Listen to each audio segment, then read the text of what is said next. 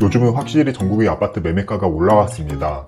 실거래가도 이전 대비 높게 찍히고 매물을 내놓은 호가도 이전에 비해서 확실히 높아졌습니다. 서울뿐만 아니라 수도권 그리고 지방까지 같은 현상을 보이고 있습니다. 입지가 좋은 곳부터 입지가 상대적으로 떨어지는 경기도 외곽까지 올 초 대비 반등하고 있습니다. 이러한 상황이 검단 신도시에도 마찬가지로 일어나고 있습니다. 2022년부터 시작된 엄청난 입주 물량을 소화하고 이제 어느 정도 안정화 단계에 들어서고 있는 상태인데요. 올해 1분기까지만 하더라도 검단 신도시의 33평 아파트를 4억 초반에 살 수 있었는데 지금은 25평을 4억 초반에 사야 하는 상황까지 왔습니다. 그러면 이미 검단 신도시는 많이 올랐으니 기회를 놓친 걸까요? 부동산 공부를 이제 시작했거나 부동산을 한두 군데 다녀보신 분들은 많이 올라서 포기하거나 심지어 많이 오른 아파트를 매수할 수도 있습니다.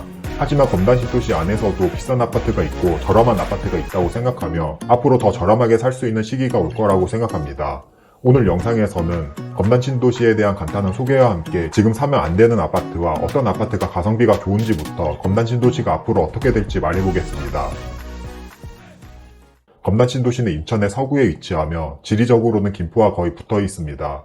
검단 신도시의 총 주택 건설 호수는 74,000호로 일산 신도시의 69,000호보다 더 큰 규모의 이기 신도시입니다.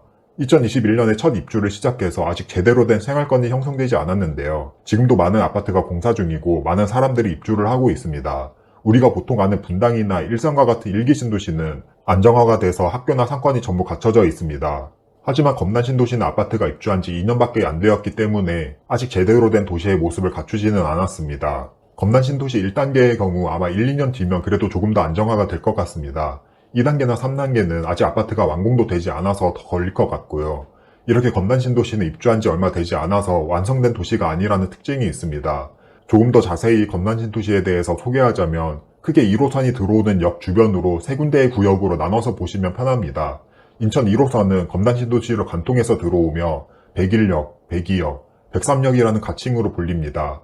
역 주변에는 상업지구가 있고 상업지구 주변에는 주거단지가 조성이 됩니다. 당연히 역과 가까운 아파트가 가장 좋은 아파트이고요. 101역에서 103역 중 가장 좋은 역은 101역이라고 생각하며 101역에서 가장 가까운 아파트가 가장 높은 시세를 유지할 거라고 생각합니다. 일단 101역 주변에 상업지구와 주거단지가 가장 크게 들어와서 인프라가 더 좋고 인천지방검찰청과 인천지방법원 등이 들어오기 때문입니다. 보통 가장 큰 중심 상권이 있고 주거단지가 몰린 곳이 신도시 내에서 가장 좋은 입지라고 보시면 됩니다. 여기까지 검단 신도시에 대한 간단한 소개와 함께 입지에 대해서 설명드렸습니다. 그러면 현재 상황에서 검단 신도시에 매수해도 괜찮은 아파트는 어떤 아파트가 있을까요? 영상 뒤에는 앞으로 어떤 아파트에 관심을 가져야 할지도 말할 테니 끝까지 봐주시고요. 지금 당장 수도권에 내 집 마련을 해야 하는 분들이나 추후에 내 집 마련을 할 예정인 분들에게 큰 도움이 될 거라고 생각합니다.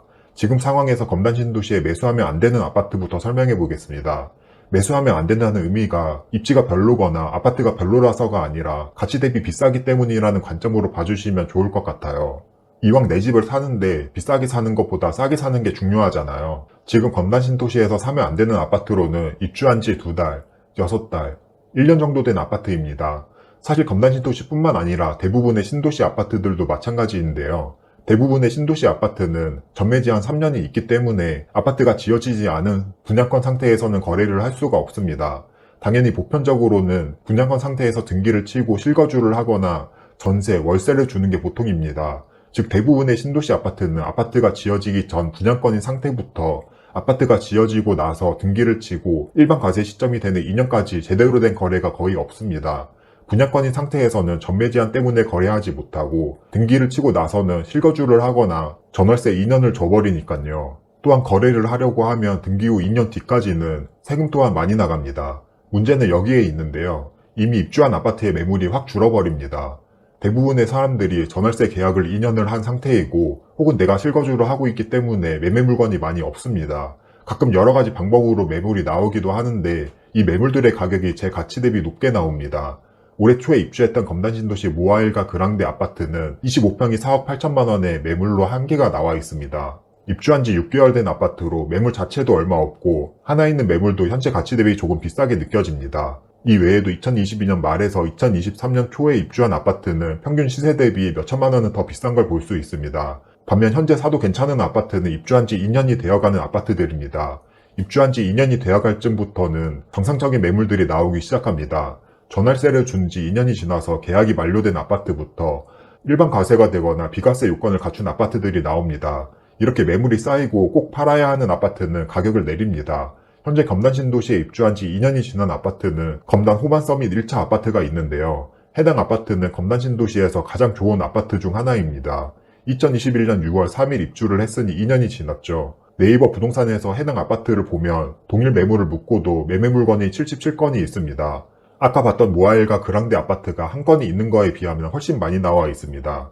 그리고 현재 33평 중축 매물이 6억 2천만 원에 나와 있습니다. 참고로 저는 주기적으로 주요 아파트 시세를 계속 트래킹 하는데요.